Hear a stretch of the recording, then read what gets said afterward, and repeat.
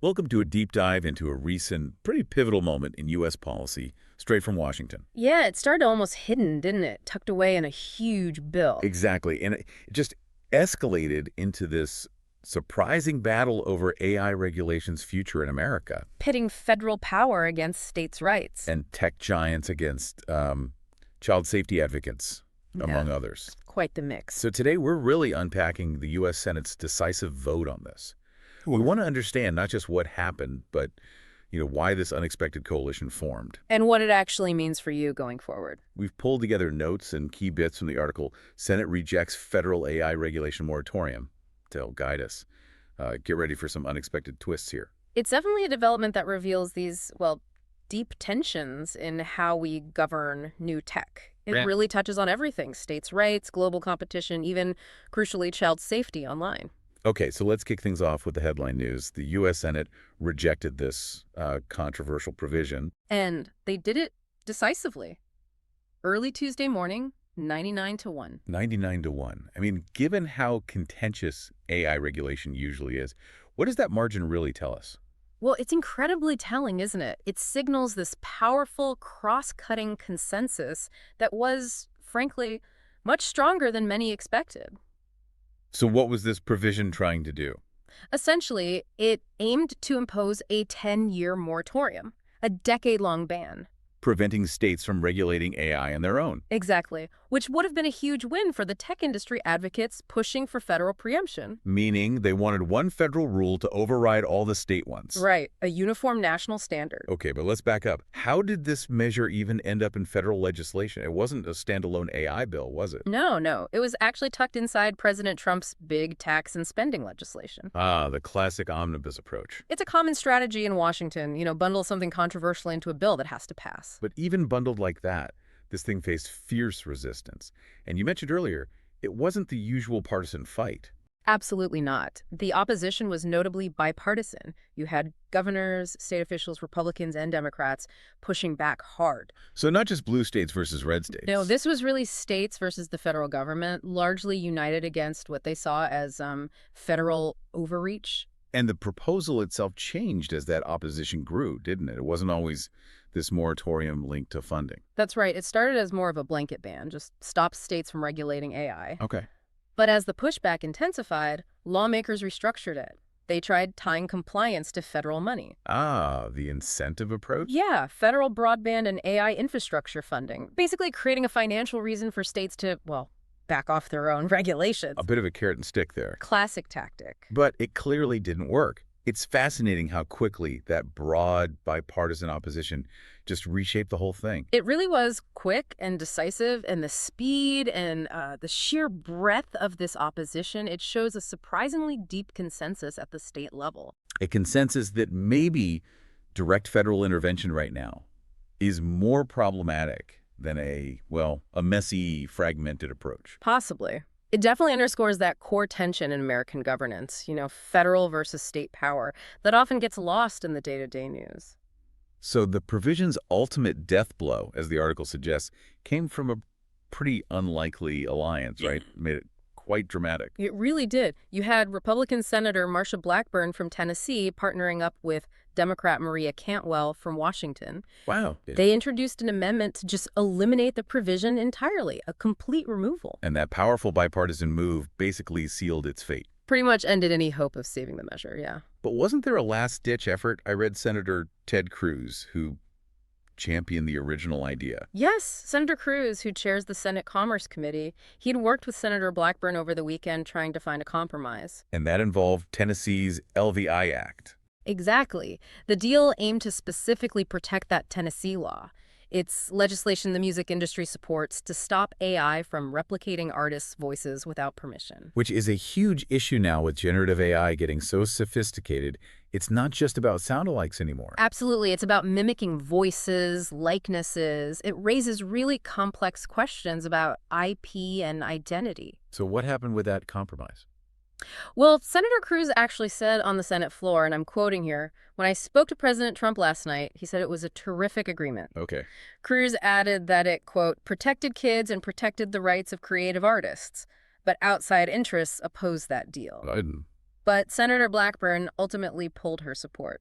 She cited problems with the language in the amendment. Then that was it. That last-minute collapse really was the final nail in the coffin. So with the moratorium defeated so soundly, who was celebrating? Well, state rights advocates, certainly. Huh. Arkansas Governor Sarah Huckabee Sanders, for instance. She had really led the charge among Republican governors. Right. I saw her post on social media. Yeah, she called it a monumental win for Republican governors, President Trump's one, big, beautiful bill, and the American people.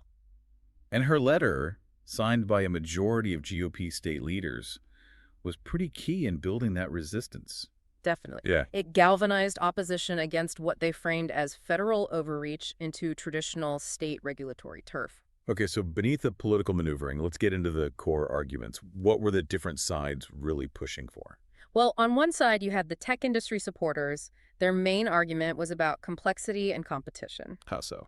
They argued that if you have 50 different states with 50 different sets of AI rules, plus local ones, Right. it creates this incredibly complex, maybe even contradictory landscape for companies to navigate. A compliance nightmare, basically. Exactly. And they claimed this would really hamper American companies, making it harder for them to innovate and compete globally, especially against China. And some big tech leaders backed Senator Cruz's original proposal for that reason. Yes, hoping for that streamlined, single federal approach.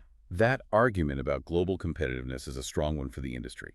But flipping that, wouldn't states argue that local policy innovation, it's also vital, especially with something so new like AI? That's precisely the counterargument. Okay, so what was the perspective from state officials and the AI safety advocates? They saw it very differently. They basically characterized the moratorium as corporate favoritism. Shielding the industry from accountability. That was the claim. They argued a decade-long federal ban would leave citizens vulnerable while Congress, potentially struggled to act. And child safety groups were heavily involved. Very actively lobbying against it, including parents who've tragically lost kids to online harms. Their voices were powerful. Right. Jim Steyer from Common Sense Media put it bluntly. He said, the proposed ban would have stopped states from protecting their residents while offering nothing in return at the federal level. It really highlights how these D.C. policy debates can have very real impacts on families. Absolutely. And that advocacy can make a difference.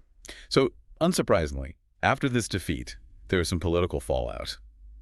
Senator Cruz pointed fingers. He did, yeah. He directed criticism at various groups he claimed hated the moratorium.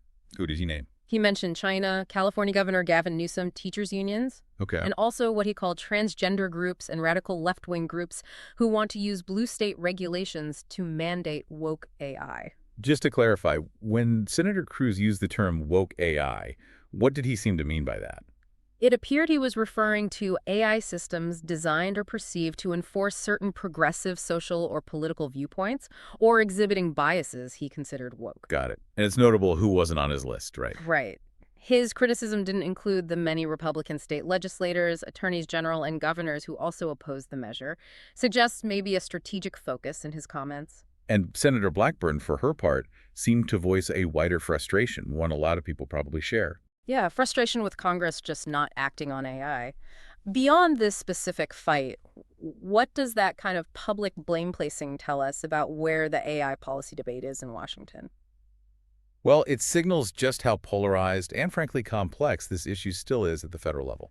Finding common ground seems incredibly tough, even with bipartisan concerns about AI. Senator Blackburn really hit on that, didn't she? Acknowledging Congress's failure to pass comprehensive federal AI laws, things like privacy protection, deepfake rules. Exactly. She emphasized on the floor. But you know who has passed it? It is our states. Right. They're the ones protecting children, Yeah. protecting our entertainers' name, image, likeness, broadcasters, podcasters, authors.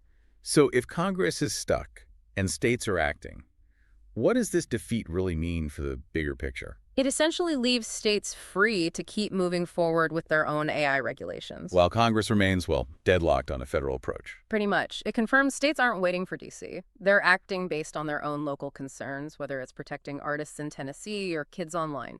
Okay, so pulling this all together, what does it mean for you looking ahead? This deep dive shows a really significant moment in the AI regulation debate here in the U.S. Yeah, highlighting that constant tension, federal versus state authority. And those deeply different priorities, the tech industry's focus versus public safety and states' rights concerns. And it raises this critical question. As Congress struggles, the AI rulebook in the U.S. is increasingly being written state by state. Often with very different approaches, right? Exactly. So what could be the long-term impact of that? A fragmented AI regulatory landscape across the country. How might that affect innovation? Or consumer protection? Or even, going back to that industry argument, the global competitiveness of U.S. tech? Will this patchwork approach lead to more tailored solutions or just create a confusing mess that stifles progress and leaves people unprotected? It's definitely a question worth thinking about as this story continues to develop.